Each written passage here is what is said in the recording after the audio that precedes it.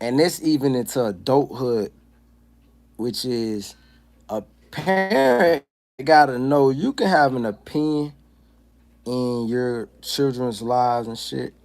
But if you not financing your children's lives, your opinion is really like anybody in the world opinion. It's just really probably not valued. You feel me? It's probably not valued. I ain't gonna say it's not needed because maybe a person wants to hear your opinion. But once that shit is just all left, it ain't gotta be in their favor. But let's say a parent or something, or if a parent disagrees, it's like if you didn't finance my way and I made it my own way, how can you tell me my way? You know, that's just it's hard for anybody in life to really, if they not financing you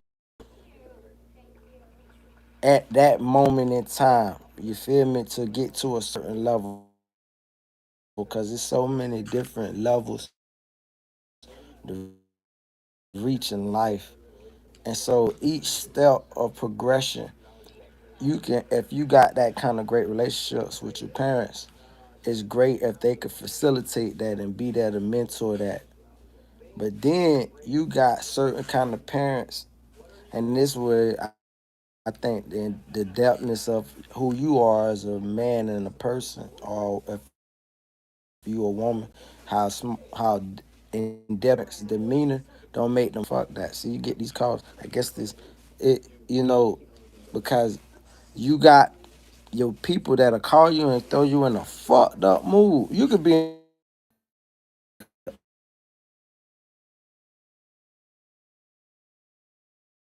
sometimes, and that's just people that just the devil. How the devil see you. That's just people. That's just the devil. How the devil see you. Just for a temp. I ain't talking about. It'll never be nothing crazy or drastic, but it'll just always be those little minute things. How the devil can disturb you. You feel me? And disturb your peace. And it be like you could call your peoples on good intentions and shit, and then next thing you know, you calling your people on good intentions, and then you vulnerable and you let them disturb your peace. You feel me? Because I'm beating to the screen so hard right now. I'm already love already. So it's like that you'll let them disturb your peace because they'll you got some people in your family, right? They they want to see a reaction out of you. Maybe you funny when you mad, or you got people in life, you feel me, that will just try to get a reaction out of you for entertainment, and you can't help it because you just play cadence to the bullshit. And some it'll disturb your peace because you might be on some good intention entertaining the conversation or whatever it may be. And that person ain't trying to get no understanding. They just antagon. You ever had a conversation or a debate about anything with anybody, and the person who counterpart to you not trying to get no understanding. They just trying to say some shit in the middle of y'all debate that's gonna incite you, or just is gonna be something that's gonna be, that's something that take your peace away. You feel me? And then by the time you say, you know what, let's end this conversation, by the conversation being ended, your peace is left. So even when they done hung up and they in a good feeling and shit, it's like them phones that charge off each other. You just charge them up. And I sway that over to say in life, it ain't got to be a deal one that you love. It could just be period. Anybody, a person at work. You go to work. I tell you a story. I had a coworker. Thank God he put me in a position to be like, if I don't be having a job, that I own my shit. You feel me? But I had a coworker. I was at this job, and I'm learning a new industry or whatever, and I'm doing my thing. I'm just trying to make up for what I don't know with how hard I work. You feel me? So I'm doing my thing, and I'm trying to get every nook and cranny. And he like, hey, you ain't got to do all that. I'm like, hey, bro, I just want to impress y'all. I just want to stay on with y'all boys because it's a great job. Love the hours, love the money. Hey, I'm trying to show y'all boys I'm worthy. So first day, you know what I'm saying, I go to Doubt Fam, and he closed his fist and turned it into a fist bump. You feel me? Now all the other boys done doubted up with me, but this nigga turned it into a fist bump. So I say, okay, all right, cool. So I'm working under this Negro, you feel me? So second day, you know what I'm saying? I go to dap it up with fam. And this nigga, like, kind of like, he maneuvered around the dap and, like, grabbed my hand, like, my arm. And, like, he was like, all right, what's up, what's up? So I said, okay, let me just not be friendly with this nigga. I'm good at that. So let me just not be friendly, just come do my job, you feel me? This is how you allow the person to stir your peace. They don't know I'm happy as fuck because I own my shit. I'm coming for to get my money back up, you feel me? So I'm at a next step, and like it's always steps. I ain't rich, I'm just at a next step other than where he at. He don't know that. So the nigga just like, I'm new in this profession that this nigga is an expert in, you feel me? An expert, absolute expert. But you thinking I'm a peon, you feel me? Because you know what I'm saying? I'm like, I realize as we get the steps in life, and I ain't saying like he tried me or sized me or nothing like that. And even if he would have, I gotta learn to retrain my mind and recalibrate my mind. We're gonna get into that later. But I'm saying it on from just a strictly point of peace. You feel me? From a peace standpoint, I had to decide it eventually into this job that what's more, the job, the money, or my peace, like my peace. You always want that energy, that good vibe, your inner chi. It's so funny because it's chi, right? It's your inner chi, but it's your energy. You feel me? It's your inner chi and it's your energy. And you never want nobody to steal that. And if you even break down the word energy, it's your energy. You feel me? I heard KRS once say, if you want to discover your soul, you Snoop Dogg energy. Oh yeah, I'm gonna check that out. I'm gonna check. And look, listen what I'm saying though. I'm saying energy, right? As something that we can radiate with each other, right?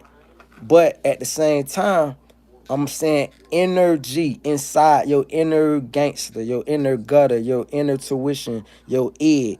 You feel me? That part of you that you know how they do in the old comics where they put a positive side and a negative side. That's what I'm talking about. Your inner G. You feel me?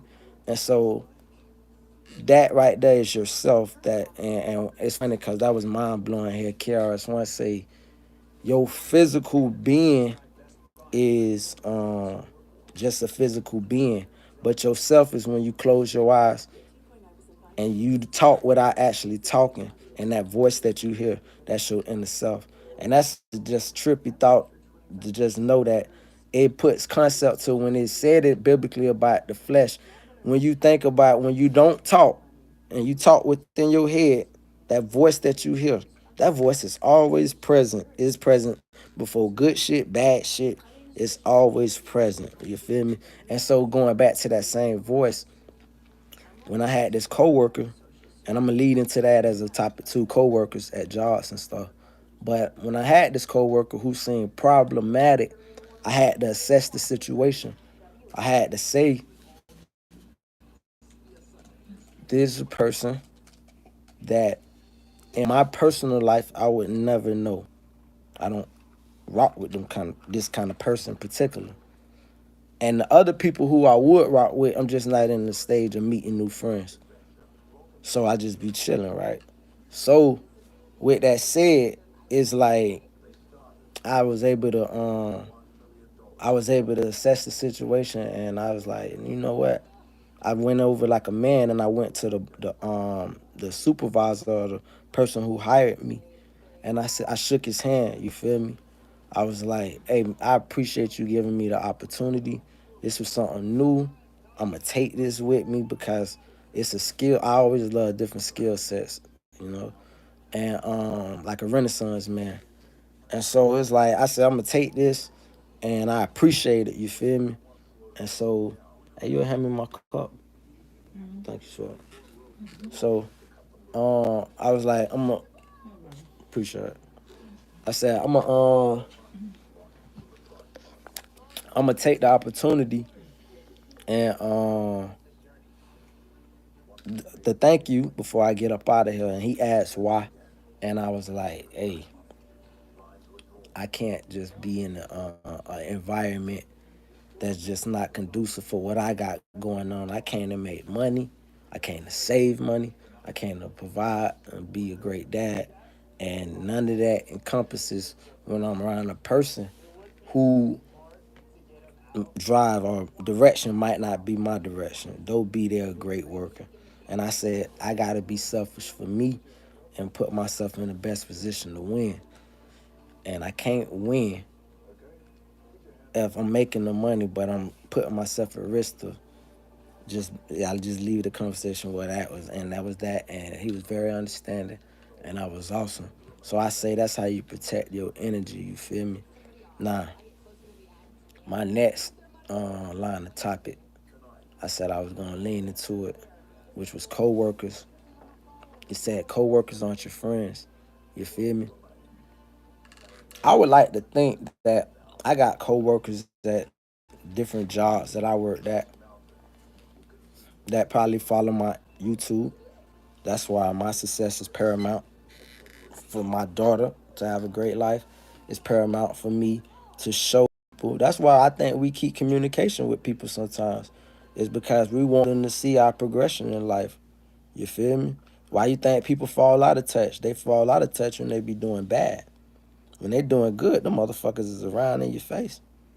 Or sometimes it could be vice versa. But the point is, you always, you know what I'm saying, want a motherfucker to know that if you viewed me as an underdog who wouldn't succeed, I'm gonna keep pushing and keep pressing, and everything gonna play itself out.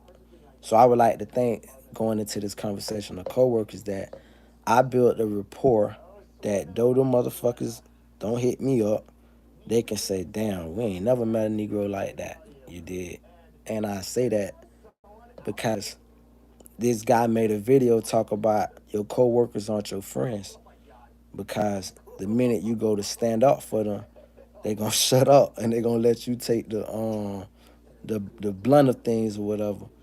And I done been in situations where shit was bad at a job and I'm like, I'm finna speak up. You feel me? I worked at a company where a lot of the dudes had just came got out of prison, you feel me? And so them boys them niggas was smart. When I say smart, these niggas was smart. Like I guess it made sense because they got traits, I guess, in certain prisons and shit. So these niggas knew how to manufacture shit, and these niggas was getting underpaid, some crazy numbers. So I came in making more than them niggas had ever made. You feel me? And that's how a lot of jobs tell you don't discuss your pay. But them boys had been up 5, 6 years. You feel me? And I ain't never had a job for 5, 6 consecutive years. And these niggas been there for forever, and I made more than them. So I was like, damn, I knew I wanted more money because I knew my personal ambition in life. So I was like, in my mission for fighting for more money, let me try to get all these boys money. Not knowing, this go back to coworkers ain't your friend. You feel me? Freaking, I could have just been a nigga, and this go even to politics. Politics tell you, a person say, I'm fighting for us, and then they get there and they fighting for them, right? They betray the people, right? So same thing. I'm like, I'm fighting for myself, but I'm fighting for these Negroes who I admire, these welders who I admire, these metal fabricators who I admire with these dangerous ass jobs, working these dangerous ass equipments that can cut their fucking hand off, their fingers off, just like disable them in 1 split second if the tool fuck up. You feel me? They building real shit and they getting paid little peanuts. So I'm like, yo, I go to, the people about it and I make my voice heard. And just like with any job, everything grew stagnant for me and my progression stopped and people ain't gonna try to look to try to and I didn't care because I knew my end game was to get more money. And so I left, right? And I went to another job and got more money. Meanwhile, them niggas who didn't have my back at the last job was still making last job money. And they got to see my progression. And slowly, as they got to see, this is the cool part about free market. You want free market everywhere you go. Now I'm gonna lean this shit into economy and shit, like an open economy. The cool thing about free market is like when you got like a populous place and the jobs is flowing, there leads for maneuverability, right? You need maneuverability while you figure your life out, you figure yourself out, or sometimes your situation out. So you need economy in your local job, wherever city you in, to where if it don't work out at this job, I can head over here. Long as I can keep my bills paid. That's how a responsible person is supposed to think. A responsible person supposed to say, okay, this is what my rent is. No matter what the jobs may change, but this address ain't gonna change. I gotta pay my bills. When you got maneuverability, then you can be a productive worker. And then the minute this shit start getting crazy or getting stressful, and your like I said, your energy, your positivity, your inner chi is most important, then you can just go ahead and head to next. And now if you frugal in that mix, you feel me? Like if you frugal and you know you got like a real goal and you setting that shit together like a spreadsheet, then you can actually make that money look like something. You feel me? And so, but it just goes to how your mindset is. You can have the mindset to feel like, man, I need a job that pay me XYZ, or you could be the person that had a mindset to say, I'm gonna just get two jobs. I'm gonna just work 80 hours, 40 hours here, 40 hours there. And and some people say that's the extra hard way, so they go to college for years. And that's why I say it's like, how do you look at it? It's all how you, it's perspective. A person might go to college for 4 years and they drop what, $250,000 in debt, and then they in hopes to make that shit back and then some, right? Versus another motherfucker might say, okay, I don't want to go $250,000 in debt. I'ma just take a minute to make this 250,000, but at least I don't owe nobody shit. And I guarantee you the probability is that that person who chooses not to, and I'm not making this against no colleges and nothing, I'm just saying, I guarantee that this person who occurs this $250,000 in college debt trying to make the big money, I will have reached 250 grand before they get out of their debt. There's a probability of that. And if I don't, let's just say we meet it at the same time. Then what the hell they went to college for? So it's ways of doing it. So I'm just saying of the mindset because I always had the mindset, and it's probably is a lazy mindset, but I had the mindset of if I want to make that college money, I just got to work two jobs. And that's how a lot of people did it in life. I just got two fucking jobs to make that college money. But a lot of college people say, I don't want the two jobs. I want the money and don't want to work that hard. And then they find themselves working that hard anyway on the salary or some shit. So, and because they start capping your ass, they say, "Oh, you're a hard worker and you got the accreditation. Okay, let me cap your ass and give you a salary, and then work the shit out you anyway." Versus if you was working two jobs or just working with OT. But that's just part of me for me thinking that. So I say that to say I think a free market locally in different cities, such as South Florida. That's where I can reference the most. A market like that allows it's an employees market, I believe, because you have the ability to tell a job, hey, these guys want me. The jobs is bidding for you. Any market where the jobs is bidding for the employee is good for you. What you find when you move to other places where the market ain't as free is you sitting there waiting. You can have the degree and all, but you will be sitting there waiting 3 weeks for the job to contact you because it's an employer's market. Oh yeah, y'all motherfuckers got on about that. I'm telling you some shit. You want me to talk some politics and some shit? I'm not talking no names. I'm not doing no endorsements. I'm not dissing nobody or making no indictments toward nobody. We just talking about my opinion on what I believe of free market. And free, once again, free market is when the employee have the ability to maneuver around should it not be working at another job. They don't feel stuck in that job. That's a free market that allows that you to actually, if you got an employee who disgruntled, they not in there rubbing everybody the wrong way. They've been on when they got another job, and you can get somebody more effective. It works for both parties. It works for them to get another job. It works for you to find somebody that's more conducive to your environment that you're trying to establish for your employees. So that's what the good part about a free market is. And then it keeps a person with stability because certain people, we say America dealing with mental health. Well, if that's the case, I get fed up with shit at a certain things about certain jobs because I always give my all, and then I'm not able to build long social bonds with people outside of my family and in my personal life.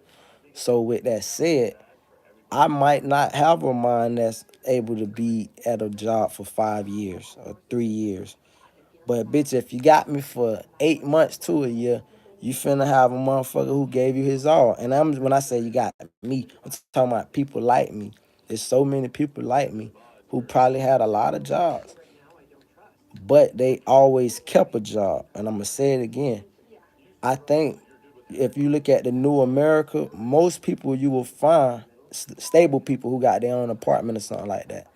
Most people you will find might have had a lot of jobs, but they kept a job. You feel me? It's about they understood that I gotta keep. Shout out to Iceberg. Iceberg got a new song say keep going. You gotta keep going. That's what the fuck my daddy looked me up in my eyes and said when I showed him